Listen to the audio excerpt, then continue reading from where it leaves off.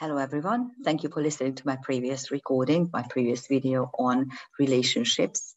This is a series of synastry, karmic synastry in a way. These are just the introductory thoughts and ideas that I'm going to share with you. And today I'm going to talk about masculine archetypes, how they are developed, how they manifest in the planets. For that to understand, you need to know that there was a big cataclysm 12,000 years ago, approximately 12,000 years ago, the Vela cataclysm, when the face of the earth was completely demolished.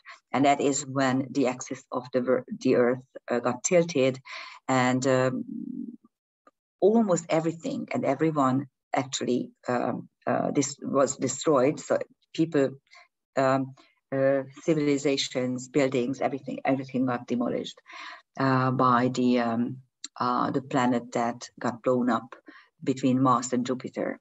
As a result, the asteroid belt was developed, or became into being, so to speak, and the Earth completely changed. We lost all the knowledge, or 90% of the knowledge as well, and we couldn't actually work afterwards with the knowledge that remained, because the circumstances of life became so different. And this is something that I plan to talk about much longer. But before the cataclysm, in Atlantean times, if we look at how relationships worked, it was much more honest, much more straightforward. The feminine wasn't at the whim of the masculine. It was a much evened out relationship. Women could choose their partners. They did not have to get locked into a sacred marriage. And they could choose their partners, choose the time when they wanted a child, choose the way how they raised that child. Actually, the community kind of helped in it. You know, there was internal spring. We didn't have to work. Everything was in nature. You could pick your next apple. You didn't have to amass it. You didn't have to actually produce anything for your survival, because there was plenty of food. The physical body was a little bit different than what we had now. I think this is we discussed many times with Judy, and she felt the same. Judy Hall, my master, she felt the same way, that the physical body was much more similar to like a light body. Okay, we didn't really have the muscular strength and the density of the physical body. What we have now, it was much more light energy. And because we didn't need the physical strength to carry big stuff, we used the energy of the sun, not like solar panels. No, what we did was we kind of channeled the energy of the sun down into crystals, and we work with crystals basically. You know, Judy Hall was not just a karmic astrologer, but she was a crystal lady. Okay, most of her work in later years was done with crystals. She was the author of the Crystal Bible, which it was published in, like, I don't know, a zillion places. And I think the first book was sold in like a million copies, or over 1 million copies. Think about it. She was really very influential. And after the cataclysm, after Atlantis was destroyed, we needed to develop a different physical body, and of course different traits and different attitudes. And that is when the feminine got dissected. Before the cataclysm, in Atlantean times, it was obvious that the world was created by a goddess, because to give birth, okay, is a feminine principle. So the world must have been created by the feminine, by a goddess. And so we say that there's a creator goddess, which is at the outset of creation. And after that, there are many eras. So certain eras have certain gods and goddesses. Okay, so Yahweh is a present day God, or Allah, okay, if you are a Muslim, or any other god that you believe in. But these gods, okay, masculine gods, are really just era gods, whereas whereas creation is feminine. Now this had to be completely destroyed after the cataclysm, simply because the feminine was no longer able to survive without help. And so, you know, masculinity and patriarchy stepped in, and they said, okay, fine, we are going to take care of you, but then you can't play the goddess attitude. So the feminine got dissected. They took the reproductive function of the feminine into the moon, and they put the joyful function, okay, of the feminine into Venus. We are going to discuss this in the next time. But from then on, the feminine got dissected and fragmented completely. And we will look at the development, you know, what actually happened and in what stages. Whereas the masculine got empowered.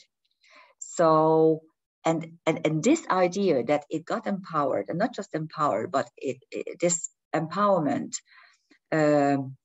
this functional ability, produced a very interesting evolution, a very straightforward, very logical evolution of the male.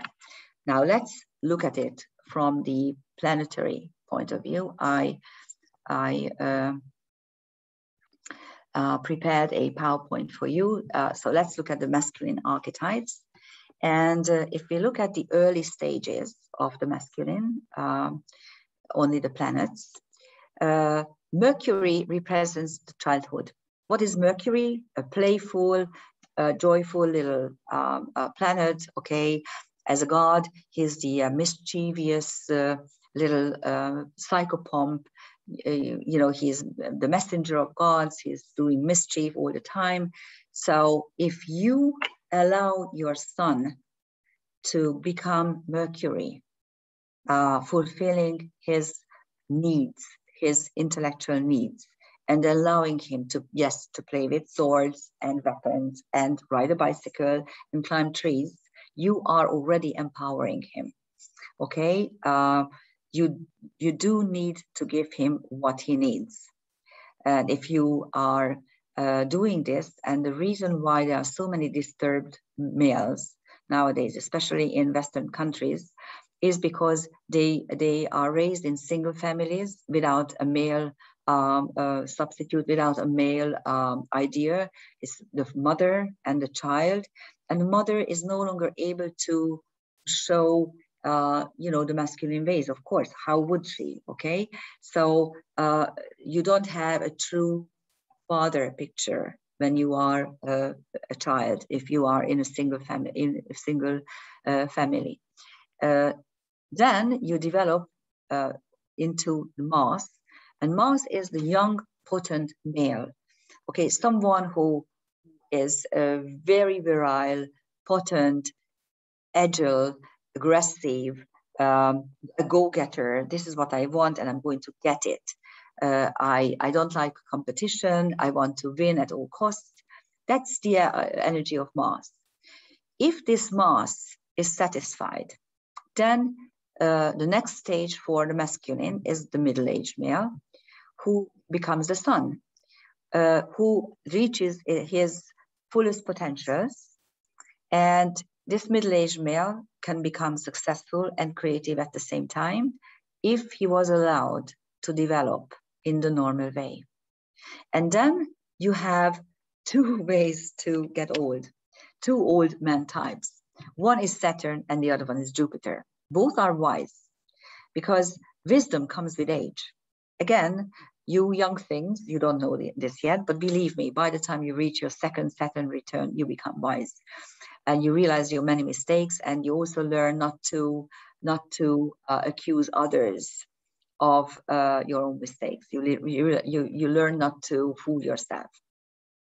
So Jupiter is the wise old man who is happy, rich, who loves to travel, who loves to do intellectual stuff, and has enough money to do it.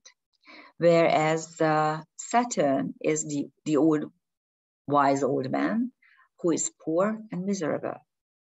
Money doesn't make you happy, goes the saying, and I always say, unless you spend it.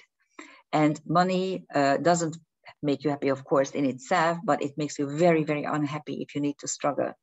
So if you planned your life well, and if you managed to put a lot of money into your nice little pension fund, or if you developed some sort of trades by which you can earn money even if you are old, then you will have a successful and content and nice life at the end stage of your life. But if you squandered your wealth or your talents, and you decided not to pay attention to this, and if you squandered your human resources as well, for instance, you left your family, you didn't invest into developing a nice relationship with your children, your grandchildren, your neighbors, then you will become miserable. You will grow old. This is something that you guys, young people, don't pay attention to, don't even realize, don't want to think about. But we all get old, unless we die young, of course. And we need to invest into our relationships first and foremost.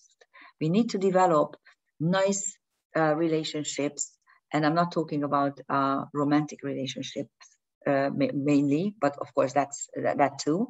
But mainly human relationships, friendships, partnerships with others, reciprocating stuff, giving on your own just for the fun of giving, helping other people just for the fun of helping. And if you do that, you develop into Jupiter. But if you don't, if you close yourself down, if you become a miser or a bad-tempered old person, that is not very nice. But those are the two potentials. And of course, the transcendental variants give us other aspects. And if you really look at the transcendental planets, Uranus, Neptune, Pluto, and Chiron, we get different angles. Uranus could be the inventor, or the person who makes big changes, or who is actually inventing stuff, okay? Neptune is the visionary or the artist. Pluto is the businessman or the politician, and Chiron is the healer. And this is, I made a flow chart for you, how these develop. I didn't include Mercury because that is just the life stage of the young. But this is what it is. Mars can develop into the sun, both are masculine archetypes, and then they can actually move into either Jupiter or Saturn. And then the rest of the transcendental planets can actually join to any of the stages. So it's an easy flowing, nice way to develop from beginning, from childhood to old age.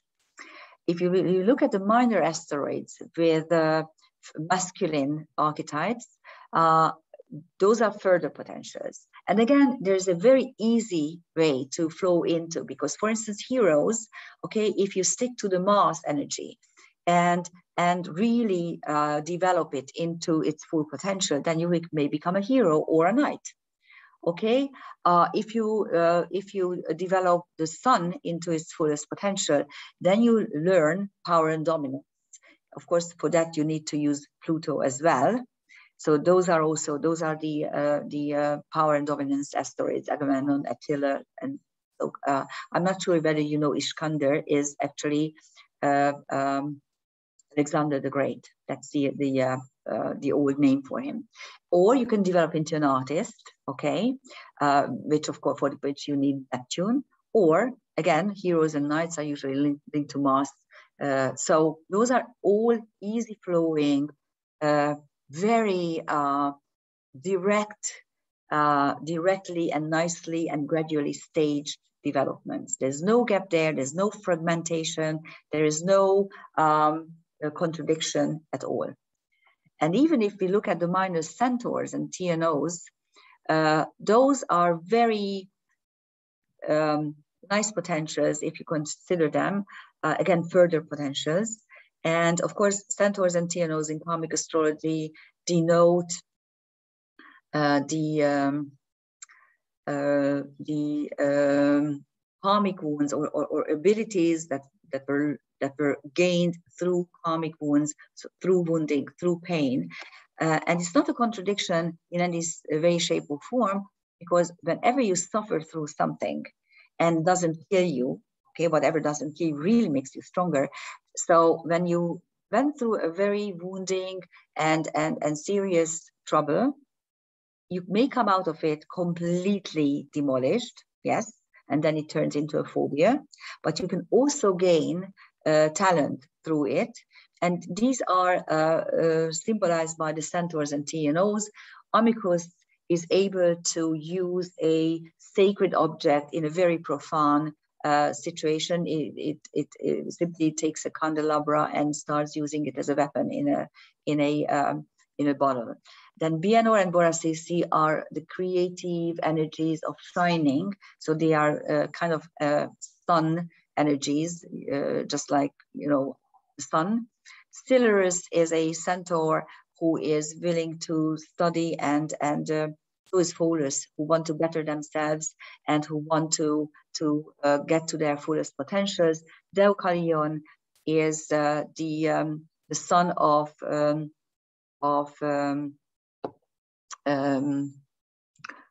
why am I not thinking of this?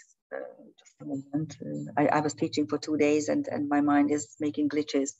Anyhow, after after Zeus puts a big flood and extinguishes mankind, Deukalion is and his wife are allowed to survive and reproduce mankind. So he is the archetype of someone who is chosen for a task and also who is the survivor. Ixion and Nessus are very ugly archetypes because they both are, well, Ixion is the first documented psychopath and Nessus is the black magician. Asbolus is an oracle, but who is always ridiculed whenever he is not right, but actually not cherished or acknowledged when he's right. Rhadamanthus became the ruler of the underworld, actually the judge of the underworld. He was a king of Theba, and after he died, Zeus made him the judge of the underworld. So someone who makes wise decisions and wise rulings. Rhyphonus is one of the 12 sprites who were given the task to look after Hercules, and he turned himself into a centaur. So this is complete transformation for the sake of a task, a sacred duty. Huya is related to black magic. He is a Venezuelan rain god, and it's magic with the size of black magic potentials. Teros is a centaur who is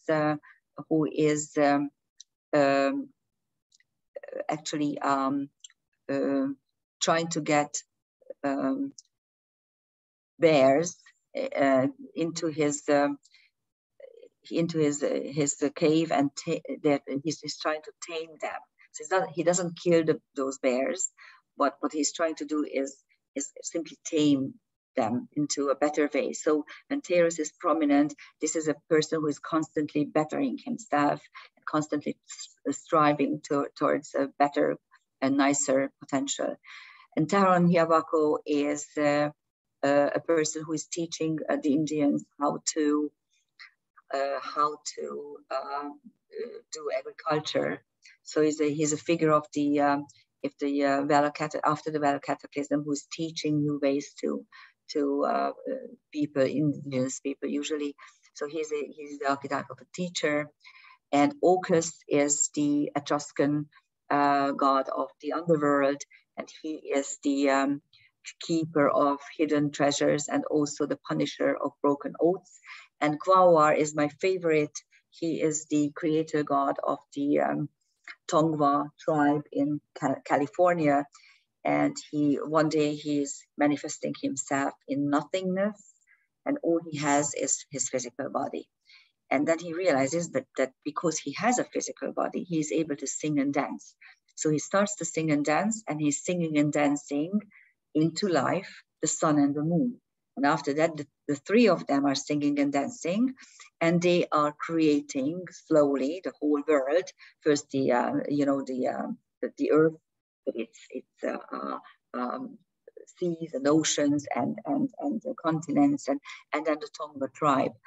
So it denotes the ability to create out of nothingness by simply using your talent. So all these archetypes are adding to the picture, but these provide a very straightforward, unfragmented, unbroken route.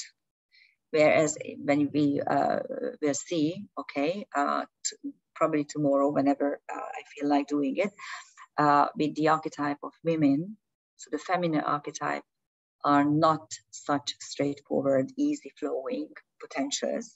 They are a lot more problematic, let's put it this way. That's it for now. Thank you for listening to me. I'm hoping you enjoyed it, and let's meet next time looking at the feminine archetypes. Goodbye.